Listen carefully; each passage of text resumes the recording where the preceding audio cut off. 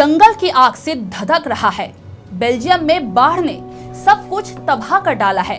चीन में इतनी बारिश हुई कि मानो जैसे आसमान ही टूट पड़ा हो।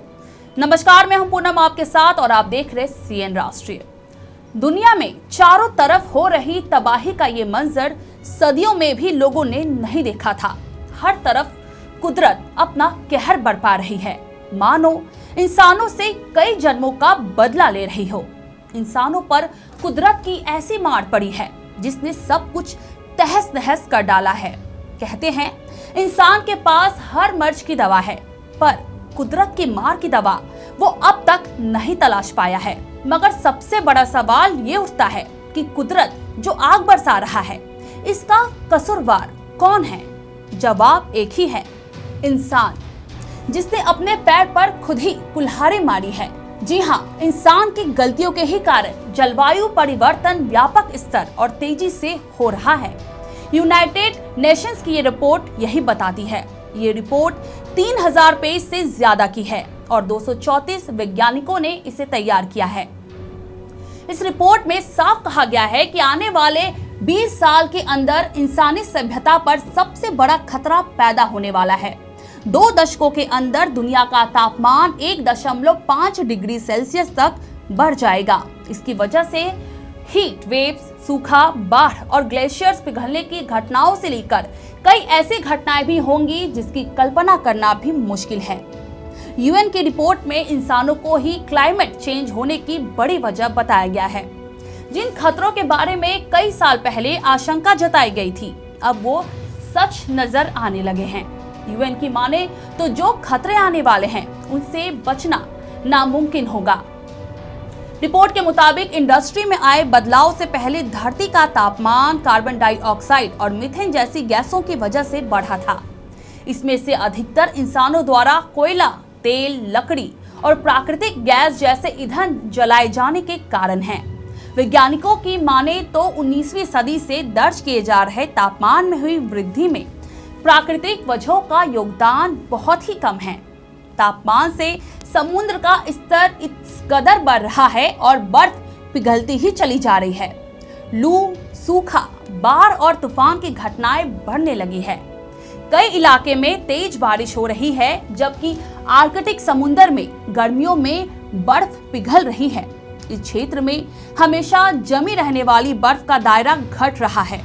वर्तमान परिदृश्यों में समुद्र के स्तर संभावित सीमा से ऊपर उठ सकते हैं। इस सदी के अंत तक 2 मीटर तक और 2150 तक 5 मीटर तक जा सकते हैं। दिन ब दिन स्थिति और खराब होती जाएगी। ग्रीन हाउस गैसों की वजह से लॉकडाउन तय हो चुका है, जिसका साफ मतलब है कि अगर उत्सर्जन में नाटकीय रूप से कमी आ भी जाती है, कुछ बदलावों को सदियों तक पलटा नहीं जा सकेगा।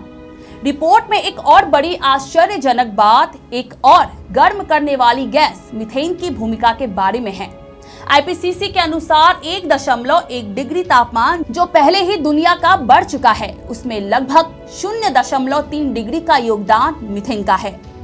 विशेषज्ञों के मुताबिक क्लाइमेट चेंज की वजह से घरों में वित्तीय संकट पैदा होने की पूरी आशंका है। ब्रिटेन की पर्सनल फाइनेंस एनालिस्ट सारा कोल्स कहती हैं, यूके के अलावा भारत और एशिया के कई देशों में लंबे समय तक इमिशन में कटौती करने से जिंदगी कई तरीकों से प्रभावित होगी। इस पूरे विषय पर यूनिवर्सिटी कॉलेज लंदन के प्रोफेसर आर्थर पीटरसन का भी यही कहना है। मुझे लगता है कि एक भी तरह की नई आश्चर्यजनक बात सामने नहीं आई है। ये अत्यधिक दृढ़ता है जो इसे अब तक की सबसे मजबूत आईपीसीसी रिपोर्ट बताती है। ये आरोप नहीं लगा रहा है, ये सिर्फ धमाका, धमाका और धमाका है। एक के बाद एक स्पष्ट बिंदु। इनमें से सबसे स्पष्ट बिंदु जलवायु परिवर्तन के लिए मानवता की जिम्मेदारी के बारे में है। अब कोई जिम्मेदार नहीं है, बल्कि इसकी सारी जिम्मेदारी हमारी है। वह इस बड़े आपदा से निपटने के लिए विशेषज्ञ यही सलाह देते हैं कि नेट जीरो तक पहुंचने के लिए क्लीन टेक्नोलॉजी का उपयोग करके जितना संभव हो सके ग्रीन हाउस गैस उत्सर्जन कम करना होगा। बाकी बचे हुए को हटाने के लिए पेड़ लगाने जैसे उपाय करने होंगे।